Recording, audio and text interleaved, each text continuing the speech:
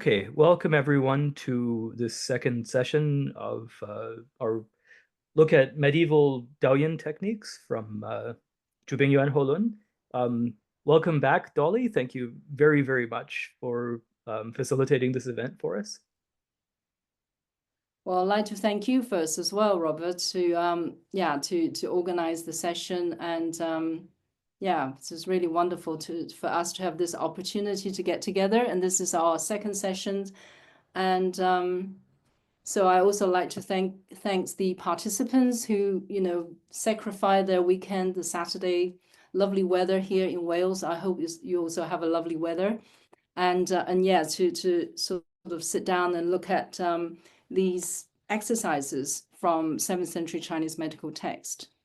And I think this is very, very special because nobody really has looked into these Daoing exercises in great details.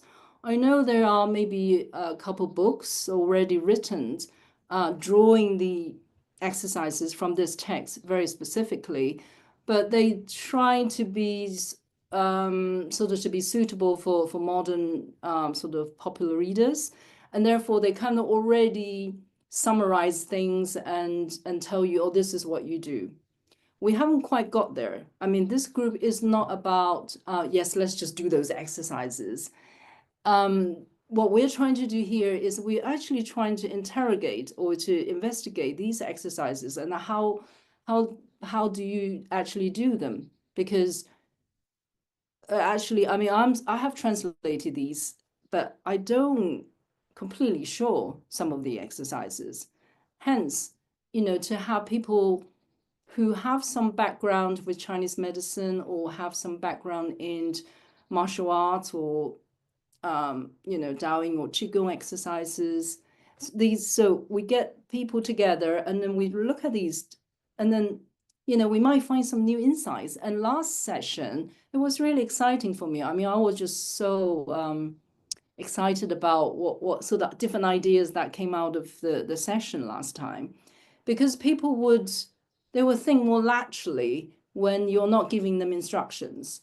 And so, especially if you invite them to think differently, and they do. And so I'm really excited that we will, have this opportunity to look at these materials and see how that develops really.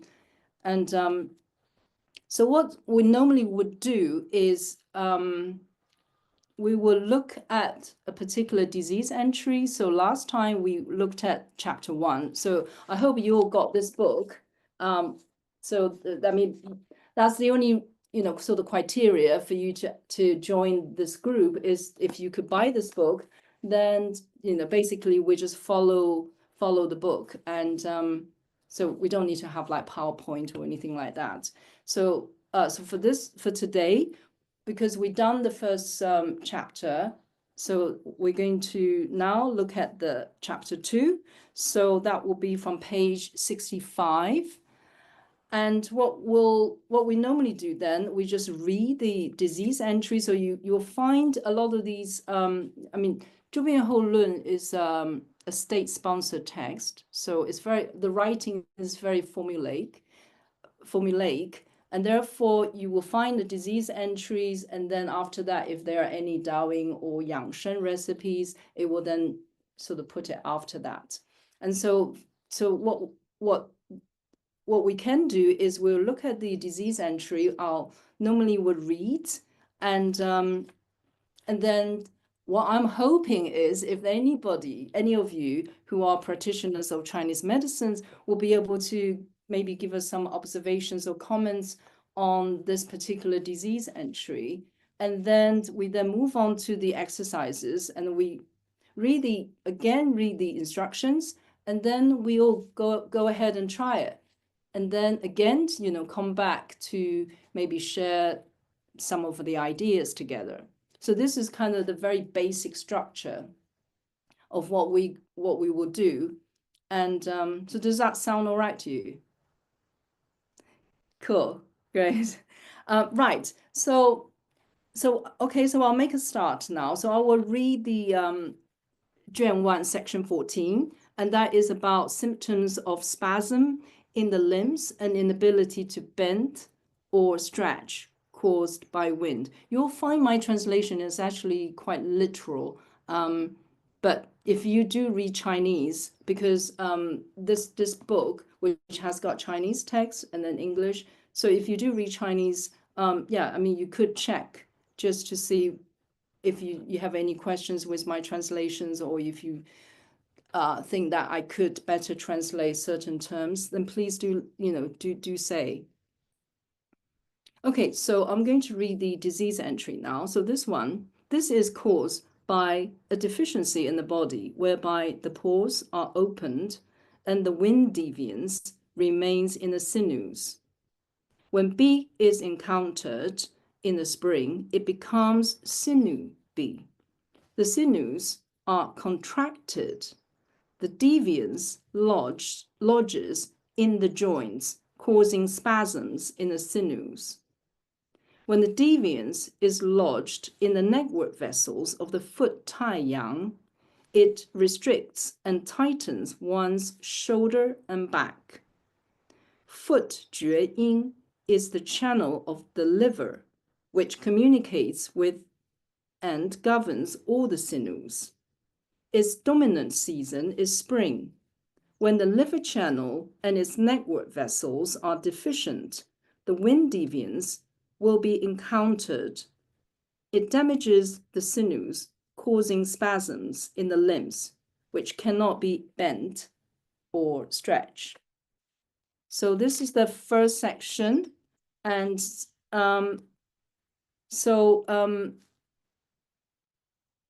we can carry on to the next page. Yeah, is that all right? I mean, unless you have any question. So let's carry on reading the next page, page 66. If, when diagnosing the liver, so liver is in bracket because it's not being said, it's just the pulse, it's speedy and as thin as string, the sinews will be tight and there will be spasms in the legs. If the contraction of the sinews has not been resolved, the patient will again encounter the deviance, which will then move to the liver. The symptoms of this disorder are nightmares and frequent urination.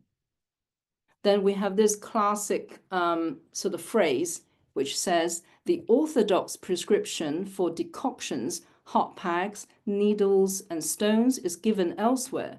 The Yangshen supplementation and DAOI instructions are now attached below. So then we then reach to the second part of the entry, that which gives you the instructions of the DAOI exercises. So before we move on to the DAOI exercise, I just want to ask people, so those of you who are practitioners of Chinese medicine, could you raise your hands? Is that possible? So if you use the React icon and then you click into it and you see like raise hands, so could you raise hands so then I can see if they are people who.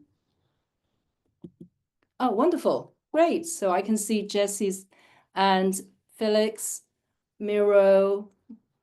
Wonderful. So any of you wants to help us to understand this particular disease entry? So what are we dealing here?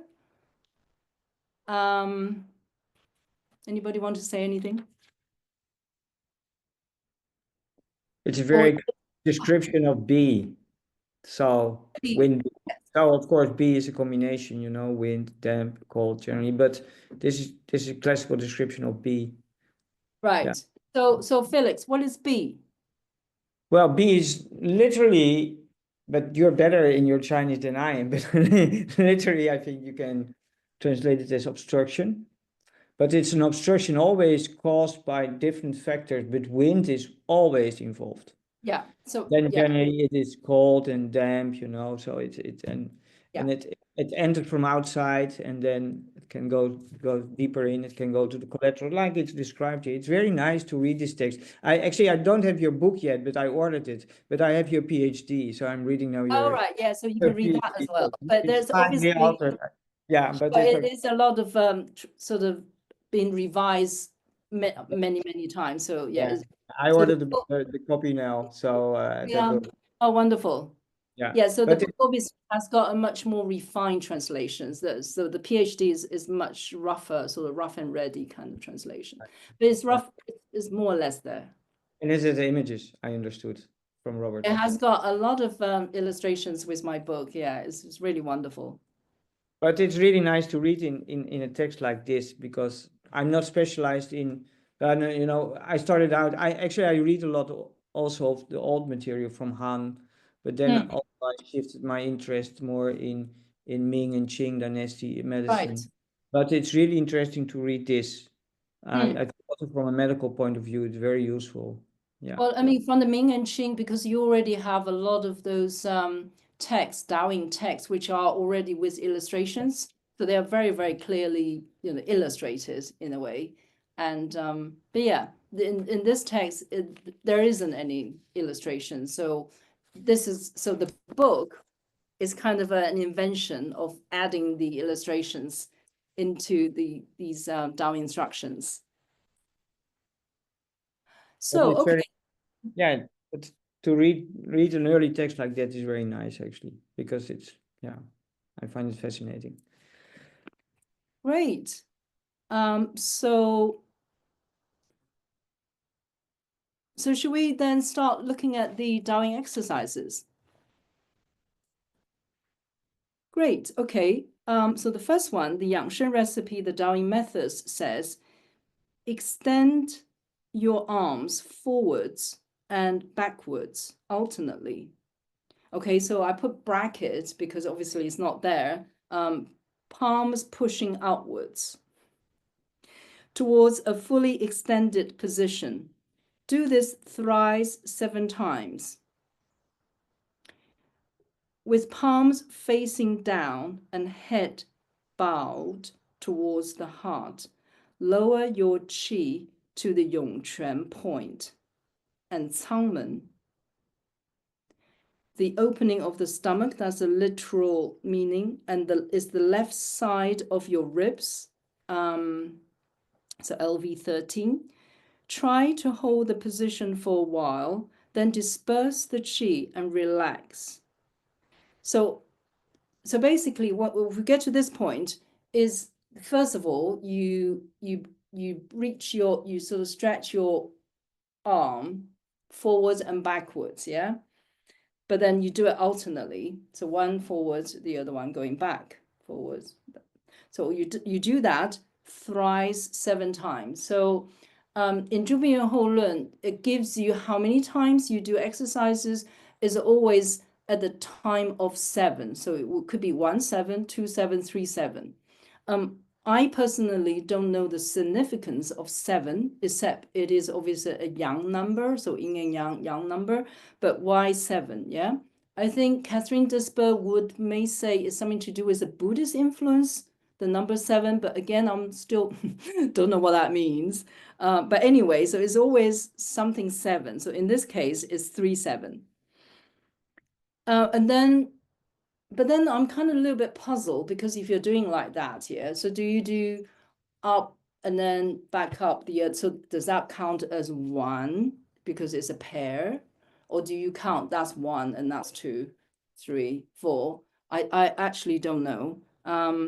So again, you could try, because 3, 7, the idea would be like you count as like 1, 1, 1, 2, 1, 3, 1, 4, 1, 5, 1, 6, 1, 7.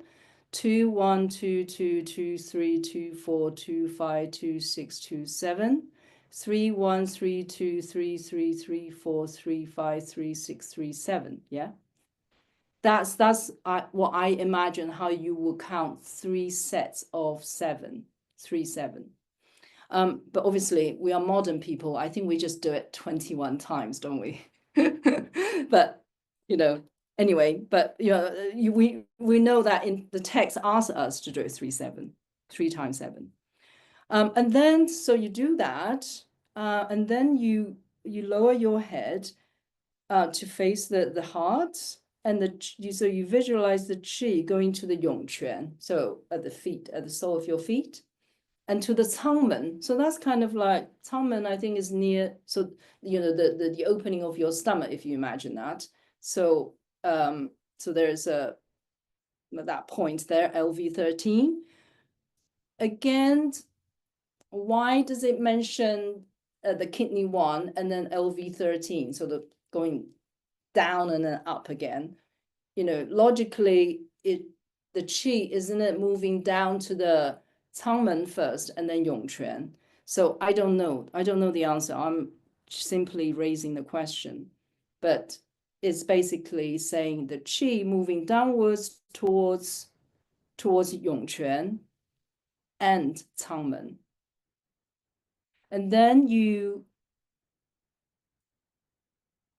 take all these so hold on. Hold the positions, hold the positions for a while, and then disperse the qi and relax. So this is almost a little bit like what we talk about in the beginning, like this kind of pressure, sort of like tension and then relaxation, tension and relaxation. It has a little bit of that element. And then there's a third sort of exercises within this one. So this whole instruction has got three different things. At least that's how I read it. So the third one is then you start to move your head, you move your shoulder back and forth. Yeah, so I'll read that section actually. So try to hold the position for a while, then disperse the qi and relax. The qi in your body has calm. Okay, so that's the end of the second exercise, if you like. Then move your head, move your shoulders forwards and backwards, and lean to the sides. So again, how you do that? Yeah, you kind of have to imagine or experiment how you do it. Then rotate your shoulders twice 7 times. So this time is twice 7 times. So then it says this gets rid of cold blood at the boarding point. So the boarding is the the ones that between the shoulders. And tightness in the sinews will gradually disappear. So so should we try to do those exercises? So basically there are 3 different things going on here. So should we just go and maybe take like 3 minutes trying to do it? Okay, great.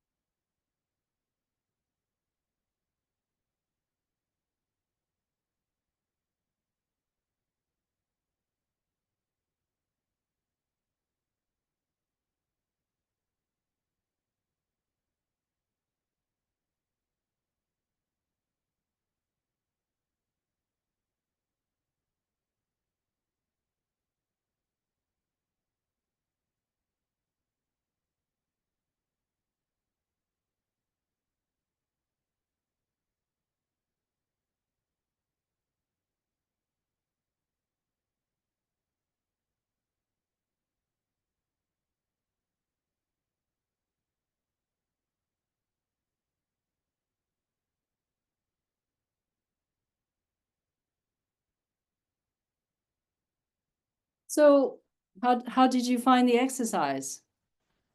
Is it nice? Do you like it? Yeah, it's kind of makes sense, isn't it? For the sort of problem with bending and stretch and things like that. So yeah, I think I quite like the fact that you got this sort of movement, sort of alternate movement going back, forward and back. And then you kind of lower your head and then sort of have a sort of pause in the middle. And then you start rotate your shoulders. So yeah, it's kind of a nice sort of combination of those three different elements. So, okay. So happy with this particular instruction, yeah? Any questions? May I interject really quickly? Sure, of course, Robert. Yeah, so I noticed that these exercises are all activating the back. And I think the yang channels, maybe there are people who are much better qualified to talk about this than me, but I think many of the yang channels run along the back of the body. Back. And I think, isn't it the case that wind has is it true that it has a more strong effect on the yang channels? I'm getting out of my depth here, but I feel like wind is affecting a lot of the yang channels and yang organs. And it's interesting because the hand swinging exercise, at least for me, was very directly affecting my rhomboid muscles. And then the leg lifting exercise was able to relax the lumbus, and then again, as a result, then the upper reaches of the spine also relax as a function of relaxing the lumbus. So it feels like very good for releasing that sort of yang part of the body. That would be how I think as well. Anybody else wants to comment on that? Jessie. Hi, Dolly. Hi. I agree. I mean, it talks about this is external wind specifically affecting Taiyang and then causing blood stagnation, preventing the stretching. The second exercise where you have your head, your chin tucked, and you're sort of pushing your hands down really elongates the Taiyang up at the neck, and that area particularly has points associated with releasing wind. And so it seems like that is like a specific goal. Yeah, I think, oh, I forgot to do the inhale through the nose and stretch. Oh, no, that's the next one. Sorry. That's the next one. Yeah. Yeah, this one does not tell you how to breathe. No. Right. So you're just sort of moving along. And Solid. yeah, I mean, I would definitely recommend these exercises to someone who has like stiff back and shoulder, upper back and shoulders, like it described, associated with wind in the spring. It seems reasonable. Yeah. Cool. Great. Okay, so let's move on to the next one. So again, it says, so in Zhubi Holland, because the way they trying to get all the different DAOI instructions from different sources, basically, anything that related to the particular disease entries that they are looking at, they put them together. So it's not really, as I said last time, it's not really a book that is called 养生方导引法, which has got, I mean, basically that's the medical officials, in the Sui court, they draw all these different materials together. So that's why it says, again, it says, okay, so holding your left knee with both hands, lengthen your lumbus, inhale qi through your nose for 7 breaths, and stretch your right foot. This gets rid of problems of bending, stretching, bowing and rising, as well as pains and atrophy in the calves.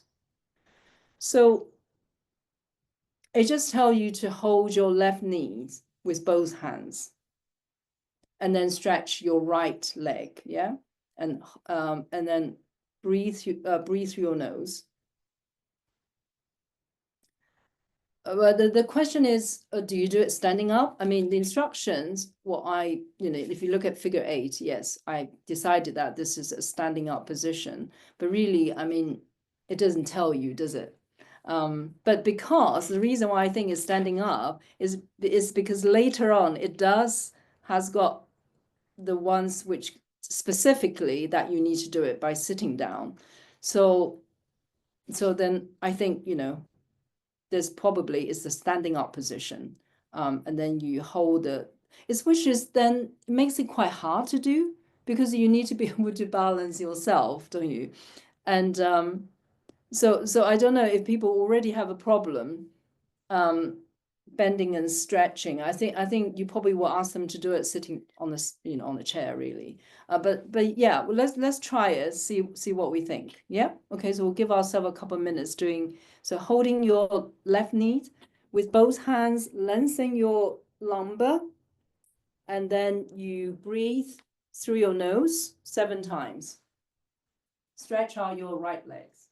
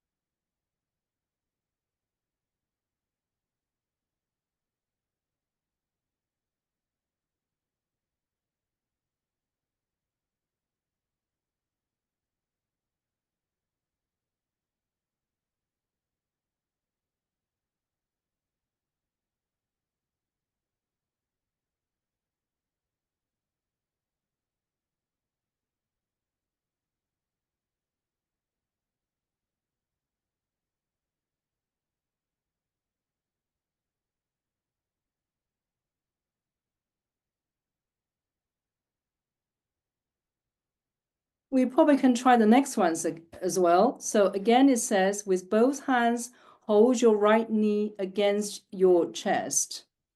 So we can try to do it standing up. This gets rid of problems and difficulties in contracting and stretching. So this time it doesn't say like, oh, you need to hold it for 7 breaths, but you try to do it as long as you want to. So this time we're going to hold the right knee closer to your chest if you can. And and just do that as long as you can, I think, or 7 breaths if you want to.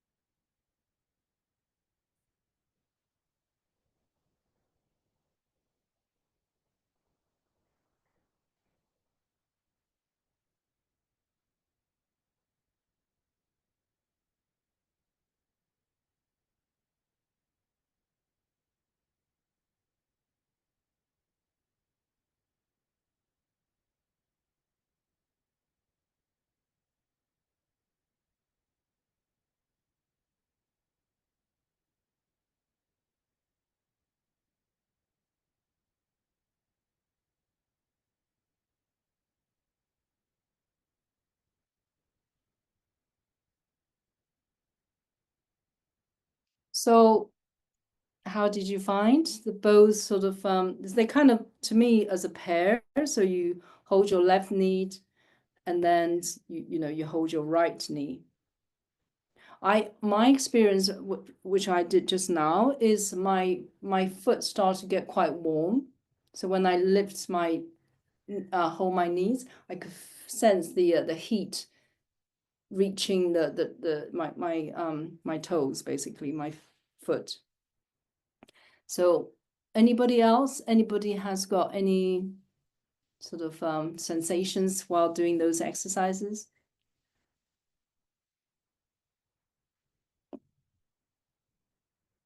Or anything you would like to share?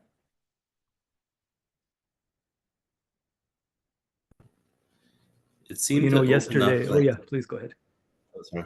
It seemed to open up the thoracolumbar junction when I was trying to, like, it's hard to get my knee to my chest. Maybe that's a me problem and not an exercise problem, but it seemed to open up like where the lumbar spine meets the ribs. That was my experience. Right. What about Maria? Maria? Hello. I can't hear you.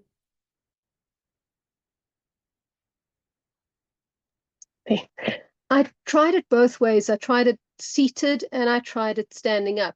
And I found that the stretch in the seated one was a lot better for both legs into the lower back and allowed me to elongate the body a lot more.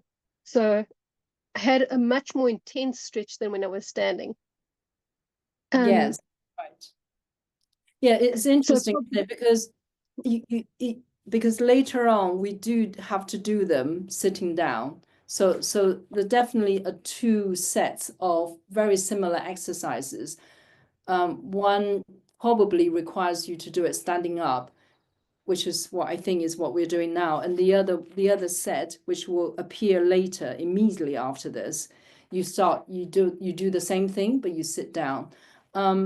Is obviously trying to do, as you already experimented just now, is kind of different, isn't it? It has got a slightly different emphasis. So yeah, it's interesting.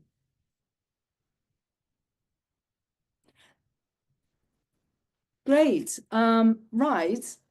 Wonderful. So let's try the next one. And so that the next one is the one that you need to do it sitting down. So again, it says sit on the ground with your knees up. So that is the 句坐.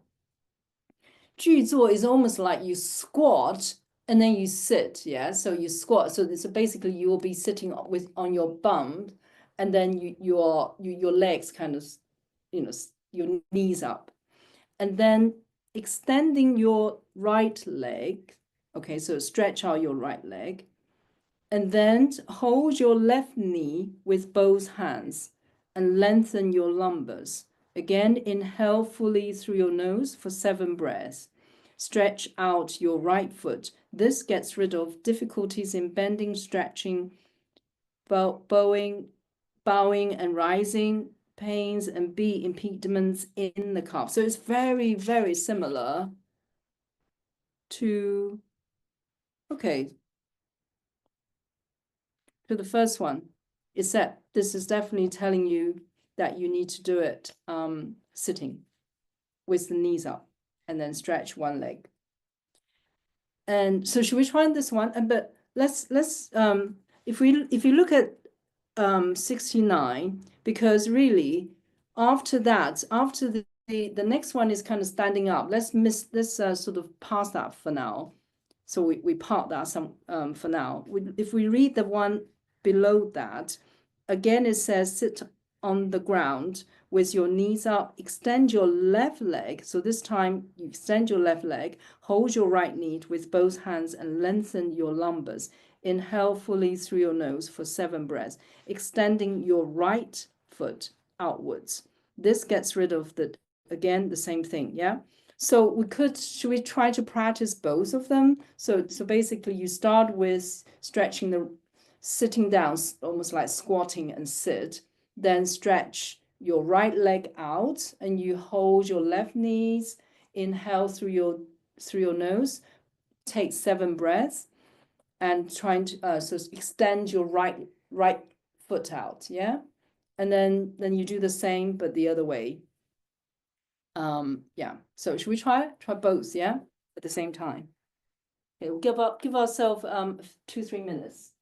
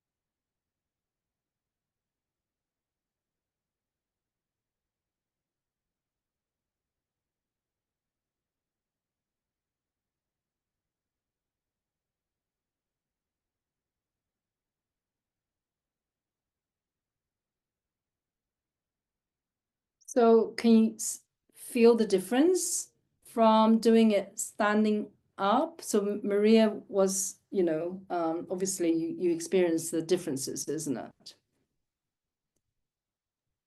Very much. So in the first one, when I was doing it standing up, it very much went into the quad and that kind of stretch. And now doing it again, especially on the floor, because I was doing it, it was a much more intense stretch. And it went into my calf even.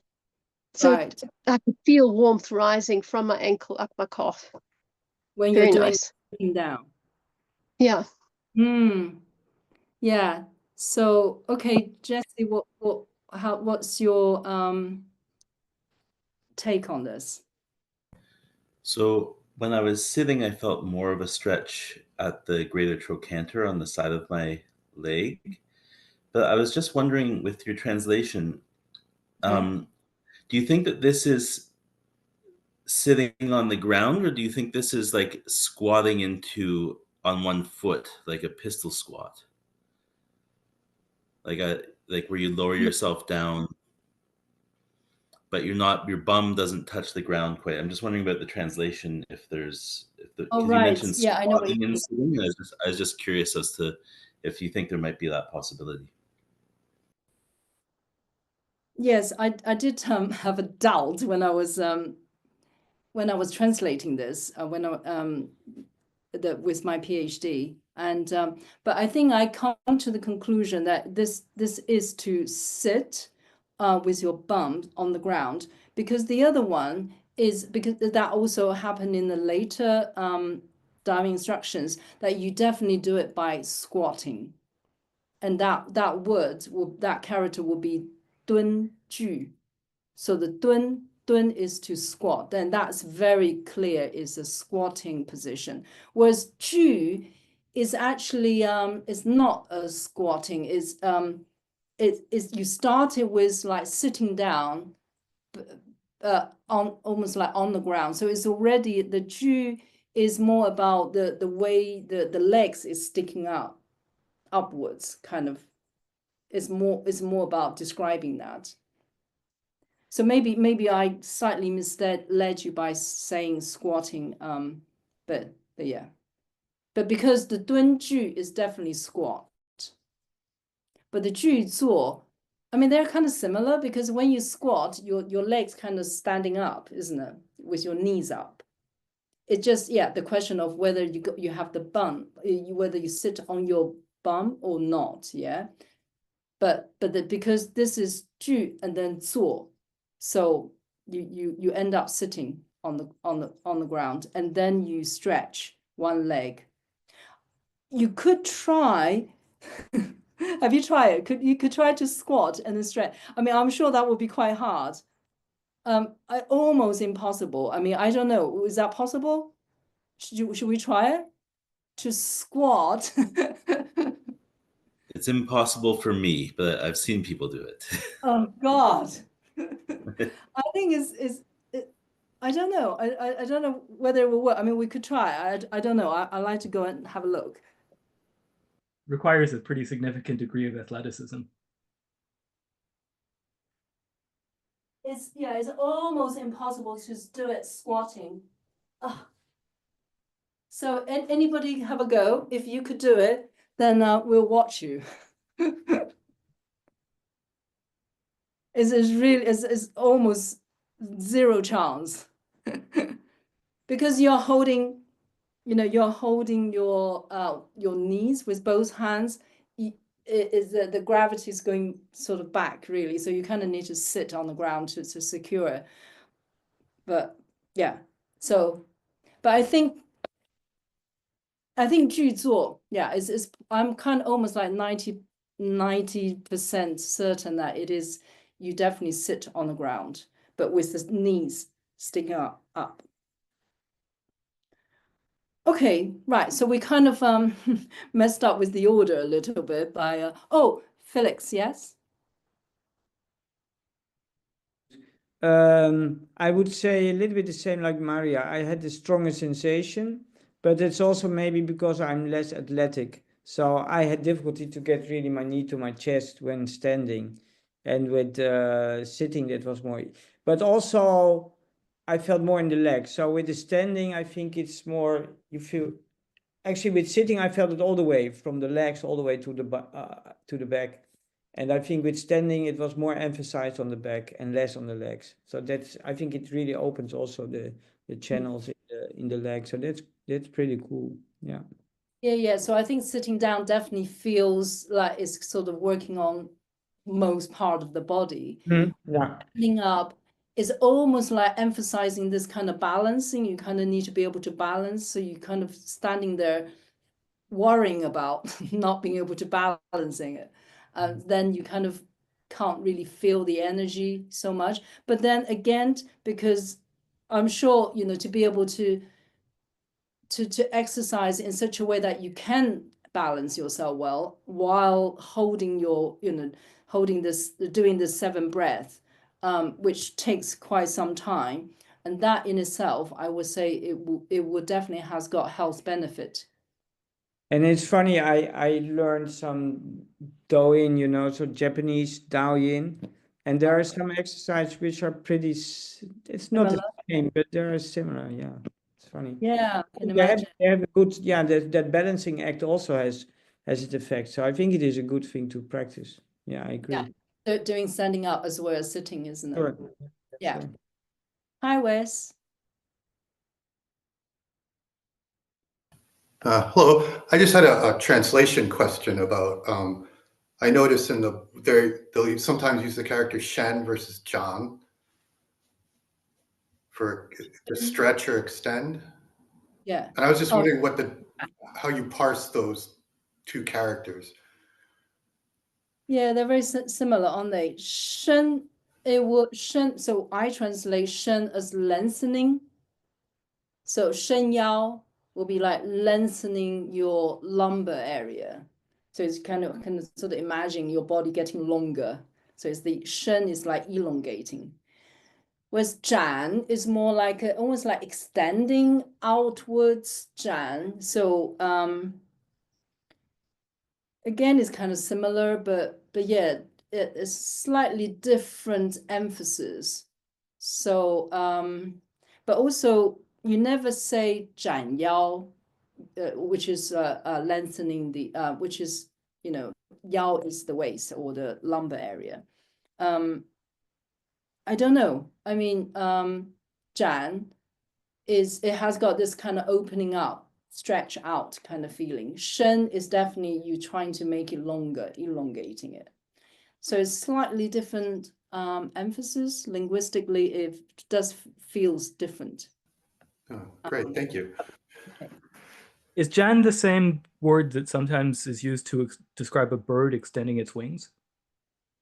展, yeah, 展翅, 展翅飞, yeah. So again, spread out, extend out. Yeah. Shen is just you're making it longer, elongating it.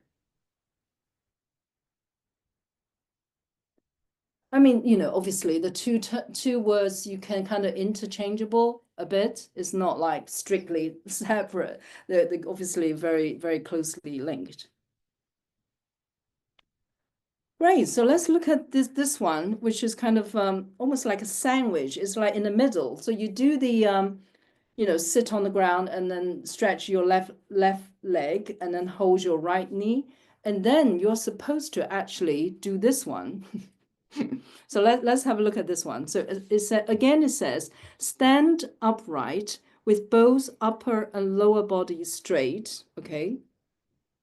One hand faces up and pushes as if pushing an object, while the other hand faces down and presses down as if pressing an object. Okay, so one goes up, one goes down, and you feel that you're pushing them, yeah? Pushing some sort of heavy objects. Okay, extend the position to its limit. So it asks you to do it, you know, quite strongly. Alternate the hands from top to bottom. So then one come down, the other one goes down. So this obviously, if you do Qigong, this you will say, ah, this looks like one of the 8 brocades, because I do 8 brocades all the time. So this will be the third one of the 8 brocades. So yeah, so alternate the hands from top to bottom 4 times, 7 times. So again, how do you count? Is it that is 1 and then that's 2, or you do that is 1? I don't know, but it asks you to do it 4 times, 7 times, and you change 4 times, 7 times. Okay, and this gets rid of wind in the shoulders, cold blood in the 脖颈. Again, this 脖颈 points, and spasm and tightness of the sinews under the armpits. Okay, so it seems to be all to do with like a shoulder area, the, you know, arms. Right, okay, so should we have a go on this one? So it tell you to do it 4 times, 7 times. So that's quite a long time. So give ourselves a few minutes then.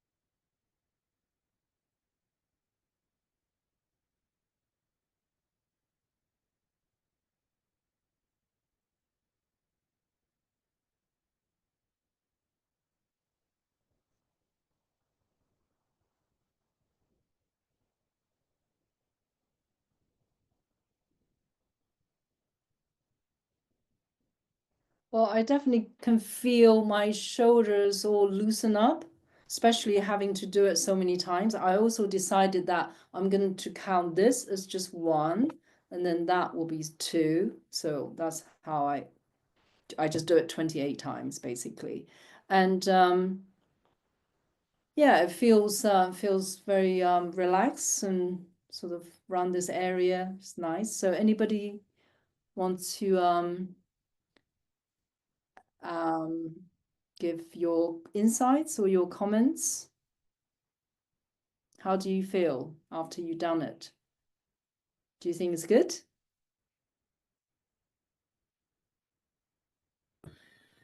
It feels great. It's nice to have such a straightforward, like an early version of this, because I've learned like this in the 8 Pieces of Brocade, sort of with more flowery language. Maybe it's more about like hanging from your arm, or instead of this one just being like pushing in both directions. It's very simple and straightforward, and I think it'd be easy to teach compared to like some of the other examples I've had in the past.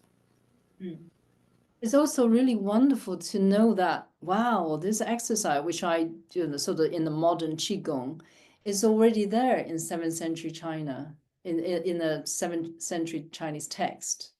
And it's definitely has got, you can see the almost like the lineage, the tradition that's been passed on from generation to generations. And so yeah, it's really just nice to see that as well.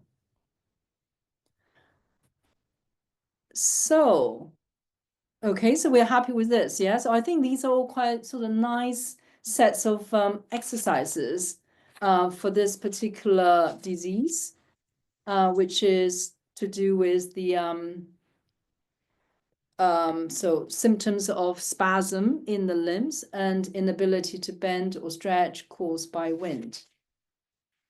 So yeah, so it's really, I love these exercises. And I think last time people said, well, so do you do these exercise one and then after another?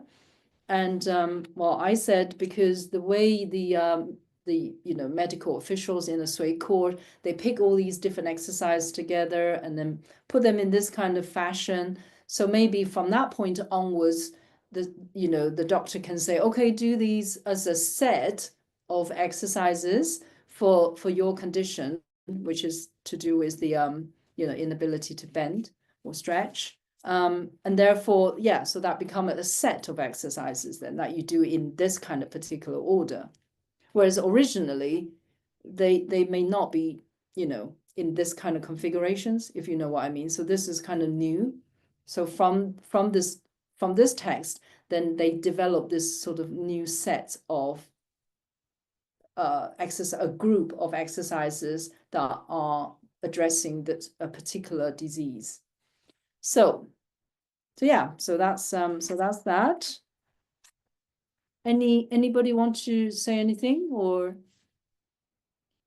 before we move on to the next chapter?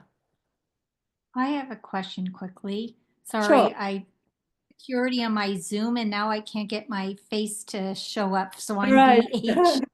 That's all right. So is that how we call you, BH? Brenda. Brenda. Hi, Brenda. It's nice to haven't seen you yet. Because I'm training in Qigong and I don't have TCM background, when it says, I've noticed you were doing it softly like the 8 brocades, but then I get Yi Jin Jing, which you're familiar with, I'm assuming, in my head about elongating to open the bones and the fascia and everything. So when I see press down as if pressing an object, are we doing it softly? It was like the pistol squat. To me, that's more an isometric strength movement. So I don't see how you would get a stretch unless that combines strength and stretch as we go along in this book. So if I read it, if I follow the instructions, then it does tells you to do it to extend the position to its limit. So it's this term, which is a technical term, is 极势. 极 is like Tai Chi, yeah? 极 is extreme. 势 is like posture or pose. So ji shi is almost like, it reminds me like in yoga practice, like you got to do it like to your utmost ability. So this is like that. You do need to like do it as you are really, really doing it, rather than very soft like the qigong, you know, kind of.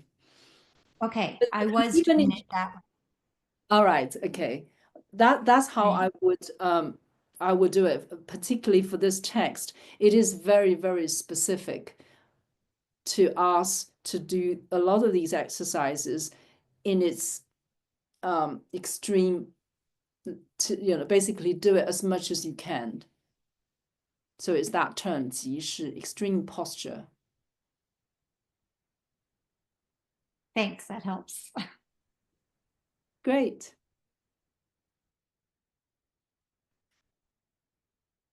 Okay, anybody else? I just wanted to jump in really quickly, and because I Ching Jing was mentioned, so this I hope this might be a bit helpful. One of the things that's really interesting is about I Ching Jing is that it introduces a new series of ideas which come from martial arts into Daoyin. And so I Ching Jing is supposed to be, maybe it's a Shaolin method, maybe it's a Taoist method, maybe it's a folk method. This is contested. But what the author of I Ching Jing introduced was the idea of a membrane of sinuous tissue underneath the skin that gets stretched out when you practice stretching exercises. So a lot of the original I Ching Jing exercises in the earlier editions of the book from the late Qing dynasty talk about holding the posture for a long period of time. And then that stretches out these small sinuous tissues, which they use a different name than Chinese medicine, because Chinese medicine calls it jingjin, right, the sinew of the meridian. But this is a different term. I think it's called mo. It means a kind of membrane. So this is something, as far as I know, and maybe someone can correct me if I'm wrong, but as far as I know, this kind of sinuous membrane is introduced into Daoyin thinking more toward the early modern period. Whereas the earlier texts, they have these things like, you know, go to the extreme of the exercise, but they don't talk so much about this subtle tissue underneath. I don't know, is that correct or not? Well, for me, that's the first time I heard about it. So, but anybody else? Robert, yeah, sorry, you are explaining I Ching Jing. I was taught not to have to, I mean, we had options. There was heavy hands where you can hold it for a long time to open those membranes, but then also there's the forms like the 8 brocades, but it would be I Ching Jing forms, which I'm not sure who's familiar with those, which it wouldn't be holding for a long time. It'd be moving through. So that's, yeah. So I am learning from a Taoist early century sort of perspective from the teacher I'm learning from.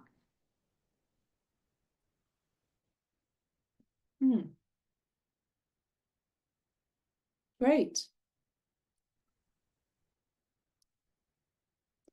Okay, so yeah, I mean, we can explore further, and if anybody got new insights, we can discuss that next time we meet. Okay, so I think we could probably move on to the next chapter. Yeah, so the next one is Juan 1, section 15, and the disease entry is symptoms of inability to move the body and limbs caused by wind. So I would like to invite somebody to read this disease entry. Anybody wants to volunteer? Just to read the you know, the page 70. Anybody wants to read it? And also, while you're reading it, if you want to sort of explain or give some kind of commentary, then you also, you know, could do that at the same time. Anybody wants to read? If we don't have any takers, I can. Oh, we have somebody. Wes. Okay, great. Yeah. Thank you. Okay, go ahead, Wes. Right. The inability to move the body and limbs caused by wind is the result of the body becoming deficient, thus causing the pores to open. The wind qi injures the channels in the network vessels of the spleen and the stomach. The foot taiyin is the channel of the spleen, which is connected to the stomach. The foot yangming is the channel of the stomach, which is the sea of water and grains. The spleen governs muscles and flesh. It controls digestion and the movement of the qi of water and grains in the stomach in order to nourish the body and the limbs. When the spleen qi is weak, the muscles and the flesh weaken, for example, lacking in tone. And if they are invaded by the wind deviants, the spleen qi cannot help the stomach to move and transport the qi of water and grains. Then the limbs, muscles, and flesh cannot receive their nourishment. Furthermore, the wind deviance in the channels and network vessels is attacking the yang channels. As a result, qi moves slowly, and the gates between the joints grow sluggish and are impaired. This causes the inability to move the body and limbs. Very good, wonderful. So, yeah, this seems like it's dealing with the wind qi that's causing injury to the spleen and the stomach channels and the network vessels as well.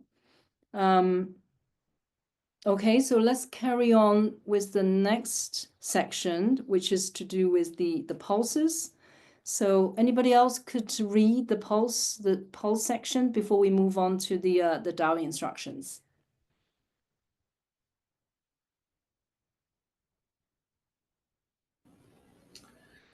If, when diagnosing the spleen pulse, it is found to be slow, it will be wind that is causing atrophy and malfunctioning of the limbs. Also, if the heart and the kidney pulses are both speedy, there will be difficulties in speaking. The 9 orifices will be blocked and the limbs will not be able to be raised. If the kidney pulse is very rapid, death will occur. The orthodox prescriptions for the decoctions, hot packs, needles, and stones are given elsewhere. The Yangsheng supplementation and Daoyin instructions are now attached below. So, Jesse, do you think those pulse, so descriptions of those pulses make sense to you? I haven't read ahead. I haven't looked into it too much. Right. So I'm heart and kidney pulses are speedy. There'll be difficulty in speaking. I mean, this seems like, the fact that this one and the first section, the withering, both mentioned that death could be a possibility, indicates to me that this is like another type of stroke manifestation. Whereas the first one was more hemiplegia specific, this is more like a yin paralysis where it's like not so much tight, but an atrophy and paralysis, right? So another aspect of wind strike, but I'm not such an expert that I could identify those pulses immediately. Sure, of course. Yeah, but it's just very interesting that it's very detailed in the descriptions of pulses and how that relates to the particular disease. We like having the difficulty speaking as well, like aphasia associated with a stroke. That's right. It seems like it could be very serious, but also possibly bilateral. So maybe like closer to like a brainstem stroke versus the other one being more parietal. Yeah. Yeah, it's very, very interesting, isn't it? This is because then it's almost like reads for me is like the stroke and also like on sort of on the one side of your brain. So the not being able to speak will definitely affecting the left hand side of the brain. If you had a stroke on the left hand side, then you probably would have problem with the speech. But yeah, so this is serious stuff, serious illness. And then we have exercises that which are related to this particular disease entry. So let's have a look at the first one. So again, can somebody read this? So anybody would like to volunteer? Read the first exercise and we do them together.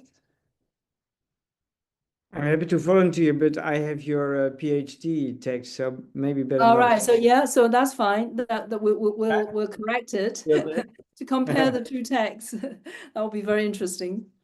Okay. The Yang recites the Daoyin method says, shake your buttocks vigorously to the left and right while holding your breath. Do this 9 times. This cures buttock pain, exhaustion, and tiredness and lack of movement associated with Wen Qi. Shake your buttocks by kicking your legs alternately 9 times on each side. Do this both while lying on your back and by lying face down. This is called the moving Qi of a toad. If you practice this for a long time without stopping, it will cure buttock pain, exhaustion, and tiredness. Lack of movement associated with Wen Qi, numbness, itchiness, and various similar conditions. So what did I translate? Lack of movement, something by Wen Qi. Yeah, lack of movement associated with Wen Qi. Associate.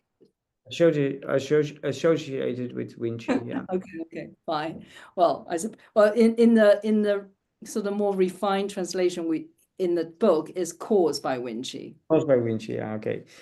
One remark actually, because we were talking about Zongfen, so windstroke, but I think this looks more wind from outside, because I think there's always confusion, about the windstroke concept, because in TCM, I think sometimes it's mixed up, because you have this inside wind stroke, which is really from inside, wind from inside. So that's due to yin, emptiness, etc. But I think here we really talk about wind from outside, which attacks actually here the spleen and the stomach channels and collaterals. And then, of course, can create other kind of havoc. So I don't think here we talk about paralysis or as far as Right. it looks serious, but not that serious. Like that's what I get out of it. But it is just Right. just But what what do you think about, it mentioned that you can't talk and the narrow orifices not sort of. that's actually more serious. So that can be actually, but that can happen also from wind from outside. But Right. that I would differentiate that from inner wind, from the. But of course that can happen actually. Yeah, for sure. But and again, it's always very difficult, because if you have to translate it in modern biomedical terms, maybe actually you talk about aphasia or something like that. So that's possible, Yeah. Yeah, sure. Okay, so so we can try practice this particular Daoyin exercises. So you're kind of kicking your legs. So sort of shaking your buttocks vigorously by sort of kicking your legs. Hold your breath. So hold on. Do this 9 times while holding your breath, and do this 9 times. But then later it gives you a bit more instruction about how you actually do it. It says shake your buttocks by kicking your legs alternately 9 times on each side. Do this both while lying on your back and then while lying face down. So you do it lying on your back and then you do it lying on your belly. And yeah, so basically you do that twice. And then this is called the moving qi of a toad. Okay, should we have a go and see how that feel? It'll be quite fun. Okay, give ourselves a couple minutes, 2-3 minutes, I think.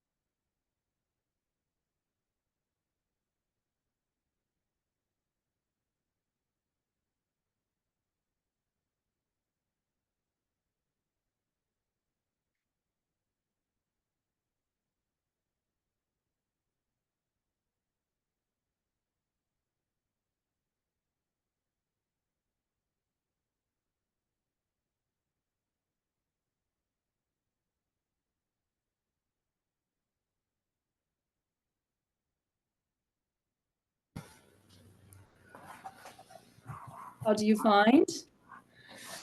I'm a little confused. I mean, Okay. So shaking the buttocks vigorously, like when I'm lying on my back, I don't feel like I'm shaking the buttocks. So I feel like maybe that's to be done like standing up, shaking the hips back and forth. When I'm lying on the back, I'm kicking my feet, but not Right. shaking my Well, buttocks so easily. it definitely asks you to lie on your back or lie on your because the characters are saying, you know, on your back or on your belly. So you're not doing And it so standing up. you don't think there's 3 exercises in here? So what's the third one? So the first one, shake your buttocks vigorously to left and right while holding your breath. The Yeah. second one is kicking your legs lying on your back. And then the third one is while lying on your stomach. All right. I think the second part, which is after the caused by wind chi, the lack of movement caused by, then it said shake your buttocks by kicking your legs alternately 9 times on each side. Do this both while lying on your back and while lying face down. I kind of imagine this as being the, you know, how you do it. It's almost like giving a more explanation about what you're supposed to do, because it's all about doing it 9 times. Otherwise, they seems to be the same thing, isn't it? The same kind of exercises, except one is the second time when it kind of gives you a bit more instructions as to what to do. It tells you to do it lie down on your back and also face down. And then tells you that this is the moving chi of a toad. So I don't see it as a separate exercise, see it as a further explanation of what that exercise, what you should do with that exercise. I think for clarification, what it says in the writing, at first it says you're going to do this by shaking your buttocks, but then afterward it says, let me see, 真两吞 So yes. when you put afterwards, it means it's sort of like when we're saying this, we're referring to, and then they qualify it with the next section of text, which tells you how to do it. Yes, I think if you could, for the Chinese reader, they, as Robert said, 正两臀者 is almost like explaining what the 正两臀 is going. What do you do with that? So that is the shaking the buttocks. Yeah, is by you do it alternately, kicking it.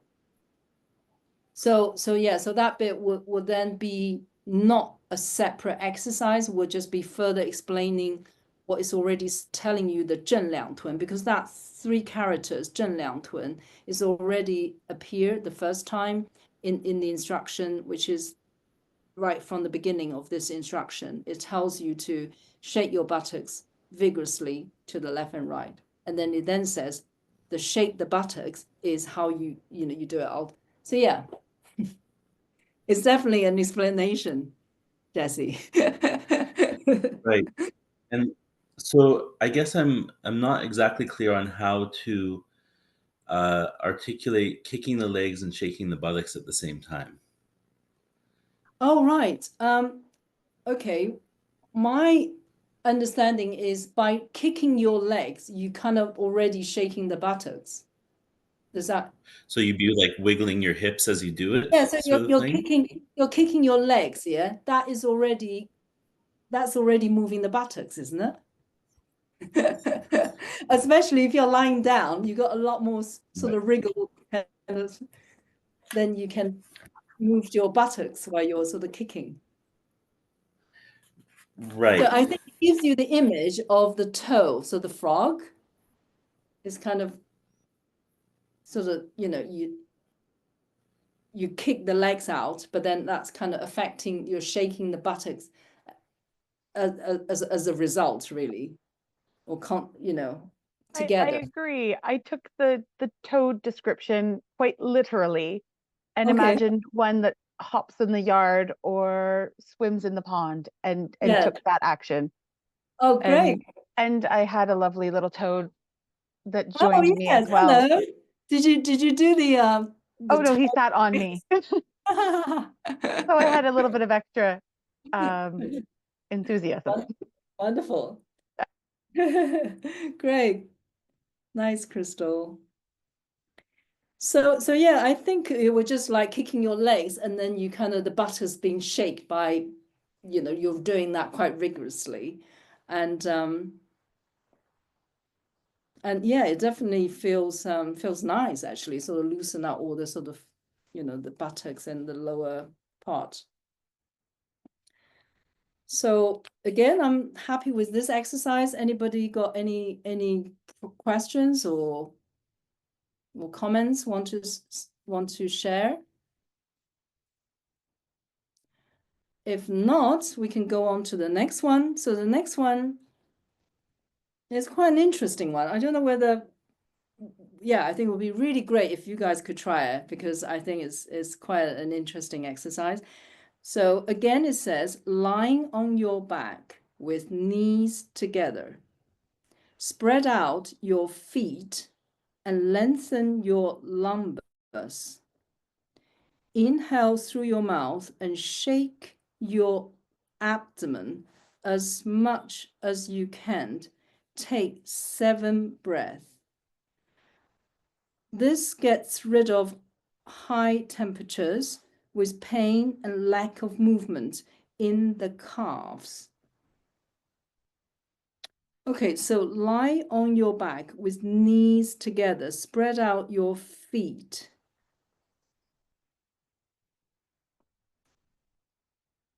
And lengthen your, I can't remember why I get to this, so if you look at figure 15,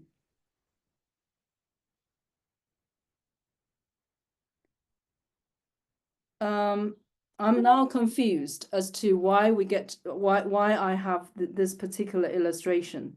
So for your benefit, Felix, this is what it looks like. Thank you. Yeah, I would already ask. Yeah. Okay. So how did I get to that position? Hold on, let me just see. But I think is the spread out.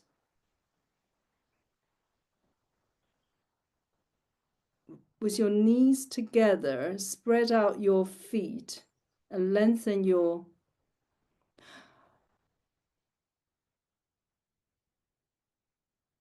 I think it's something to do with the Chinese character, was to do with the spread out your feet.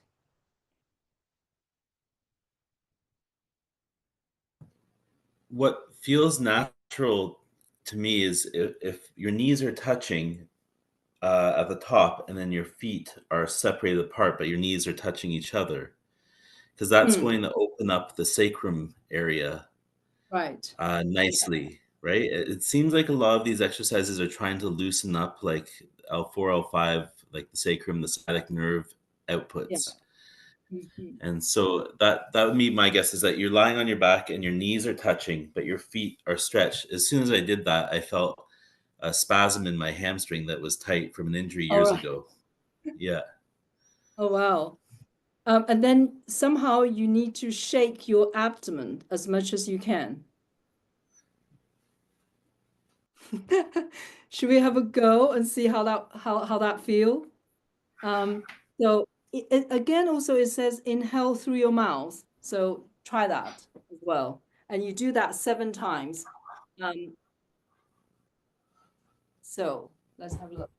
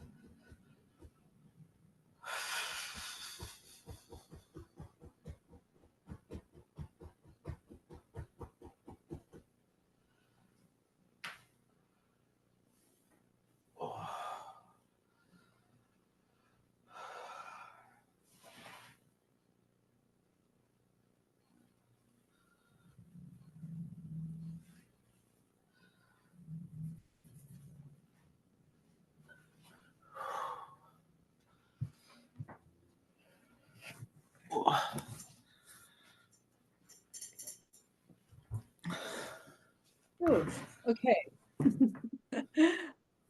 How did that feel, Jesse? It felt great, actually.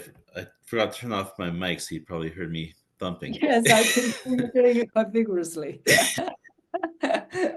I think that's what it is telling me to do. Yeah, it was, to me, it was quite hard in the beginning, but then once I find the rhythm of sort of shaking the abdomen, then it's kind of, then I got into that rhythm, which is then makes it a bit easier. And then I have to inhale through my mouth. Yes, again, that's something I'm not very familiar with, so I kind of have to sort of remind myself that's what I need to do. And 7 breaths. So the holding the knees and spread out the feet. Yeah, it's like sort of, you know, kind of have to just make sure you do that. And so yeah, I think it's quite a strong exercise. What do you think? Anybody else? It's very mobilizing. Very mobilizing. I had interesting experience because it's somehow it seems to open your sacrum, definitely doing something there. But also I felt the whole spleen channel and stomach channel. So it's doing something with that as well. Oh my God, Felix, you're hitting right on the spot, because it is working on the spleen and the stomach channels. It should, yeah, and I tried to now to analyze why, but I you felt got really the right answer, yeah. no, so it's doing something definitely. So that's interesting. Yeah, wonderful. Great. Okay, so that's that one. The next one is quite a long, but it's actually not too difficult exercise to do. So if somebody could read it, and then we can just sort of understand what we're supposed to do. It's quite a simple, almost like a relaxation breathing exercise. So anybody would like to read? Anybody who has got a book and, you know, would be very welcome to read.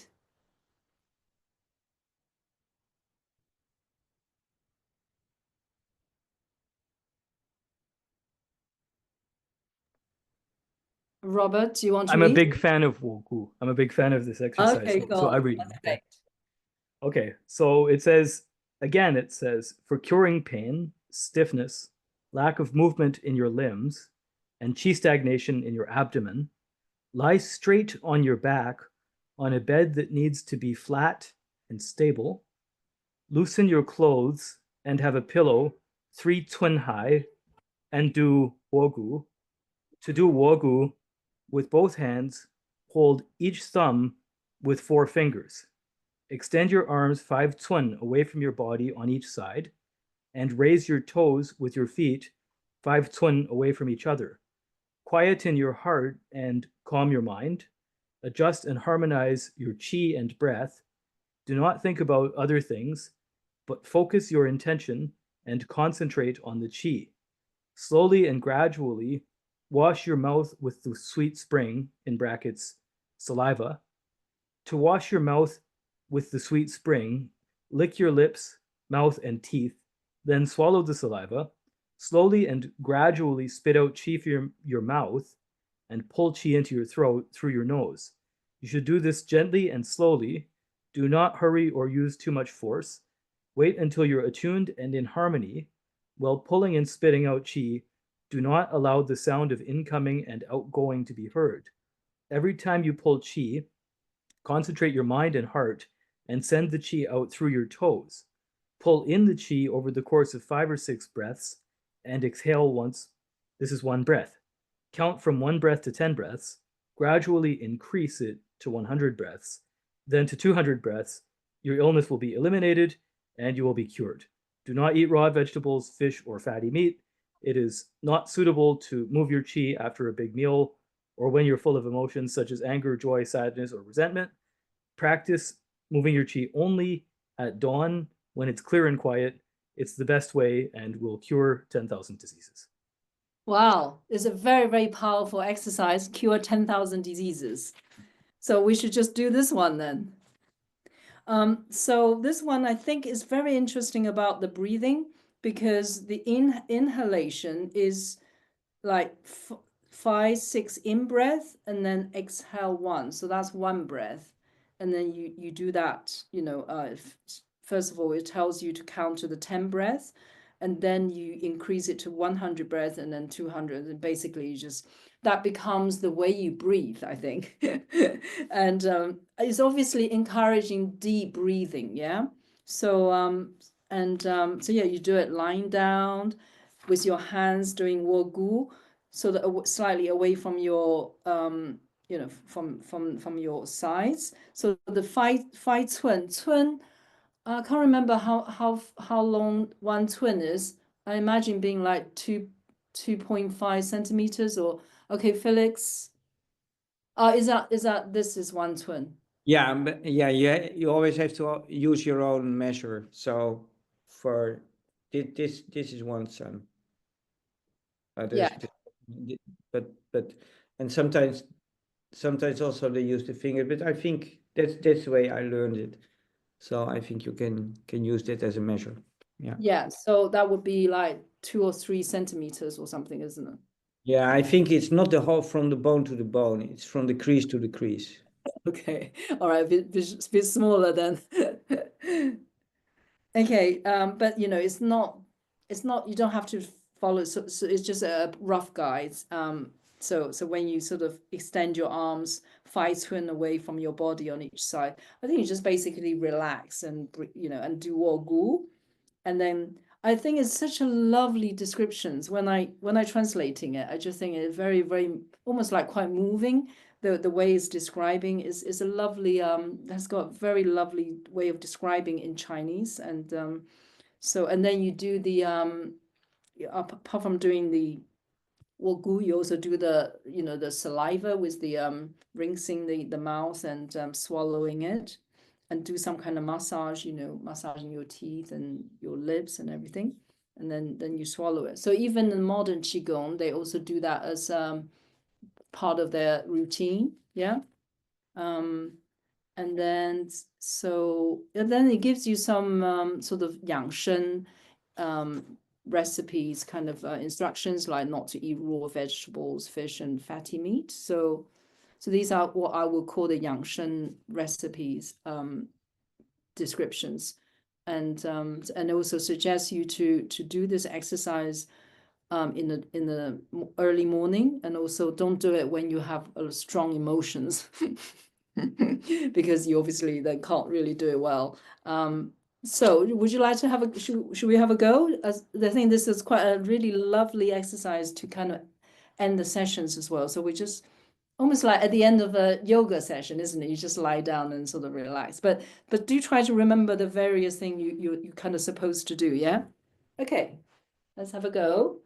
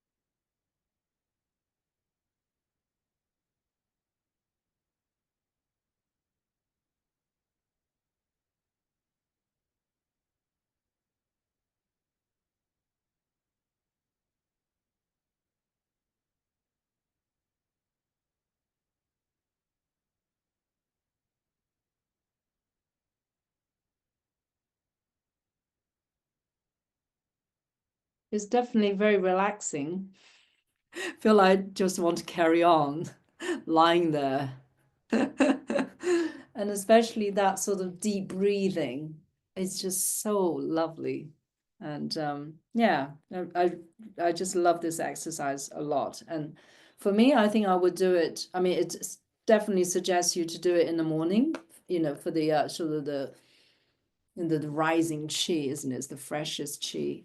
And but I think I would do it also before I go to bed. So I lie in bed and I would do this exercise because it will help me to like go to bed, go to sleep. And I probably would try to practice it in the morning as well, because that's what it sort of recommends. And so yeah, sort of before I go to bed and before I get out of bed. So I think I will try and practice those. And yeah, I think it's a lovely exercise. Anybody wants to say anything? I'm curious where it says, while pulling and spitting out chi, do not allow the sound of incoming and outgoing to be heard. So that, to me, that's like a warning to not, this isn't like a heavy breathing. You want like the flow of air to be quiet. But at the same time, we're breathing in for like 6-7 seconds and then breathing out in one. Was anyone able to breathe out all the air in 1 second and not have it be audible? Hold on. It's not 1 second. It's also not No? 5 seconds. It's 5-6 in breath. So that means you're breathing in. So it's like breathing in 5-6 sections. So encourage you to take deep breathing in, and then you breathe out once.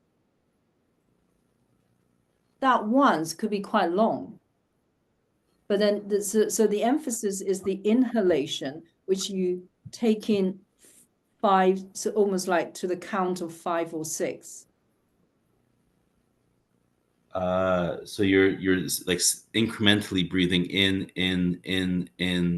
but not Continuously breathe no out. breath out. Okay, and both of them, you're not huffing. It's just a gentle sipping of the air and then a release outwards. And as you release outwards, you think about your toe, the chi going down through your toes as well. Oh, right, I forgot about it. Right, I see. This is, I think I've seen breathing patterns where you hold your hands this way before. Is this a common thing? Like the other, like with Nadan, maybe, is this a common posture with your hands? Robert, do you want to say something about Wogu, since that's your favorite? That's my favorite exercise. I do this at least 1 hour a day. Not this variation, a different one. 1 hour a day. At least 1 hour. 1 hour. Sometimes more. You do all like this for 1 hour. Yes, I have a reclining chair, and I put my feet up and I lie back, and it's very, very calming. But and I think the other, perhaps a couple others in the group also can talk about their experience with this. But I'll mention that Wogu is a very old practice. The first time that I know in literature that these two words are mentioned is in the Dao De Jing. So it says a baby is like really weak, but they have a firm grasp. Yeah, you can't pull the fingers apart, no. Yes, and so in especially what we call Taoism, but it's also always contestable whether this is Taoism or just a general cultural thing. But we see Wogu mentioned again in some early manuscripts. So Bao Puzi, the master of embracing simplicity, mentions the Wogu practice. There's another one which I really like called Yang Sheng Shi San Zi, 13 regulations of nurturing health. And some of them, they just have the posture is just held as a meditation. So they sit and they hold the posture, maybe with the hands in the lap or something like that. And they meditate like that. And then the claim is that this will connect to the heartbeat. So they say you can feel the pulse in the hand, and then this causes the blood to collect in the hand. And then it comes back to the chest and carries the qi with the blood to the chest so that it fills the chest and head. So some of the old Daoyin methods, they're using this as a way to get the qi to go from the hands to the body. it's really interesting too, because in really old Taoism, they don't differentiate the location of the dantian. They don't say the dantian is necessarily in the abdomen. It can be anywhere in the universe. So I believe personally, the early approach to Wogu is putting the dantian in the hand so it circulates to the body. Wow. That's very, very interesting. That's wonderful. Great, thank you. So yes. Does your practice, Robert, coincide with the breathing here, or is it different breathing? No, it's quite different. So the way that the breathing that I do is very slender, and I don't keep a particular count of how the breath comes and goes. I just make sure that it doesn't make any sound. So just coming through the nose and not making any sound. But I have to say that I'm not sure that I can interpret the Daoyin texts very well. My experience is specifically in Neidan, and so the way that I approach these things will be heavily biased toward that perspective. A lot of the old Daoyin texts, they have these, before I've read Dolly's translation of this, this part of the old Daoyin text I could never understand. What does it mean? You breathe in 5 and then breathe out 1. Extremely confusing. So I feel like by taking this particular class today, I can make a big progress in my understanding. But no, I just really relax when I do it.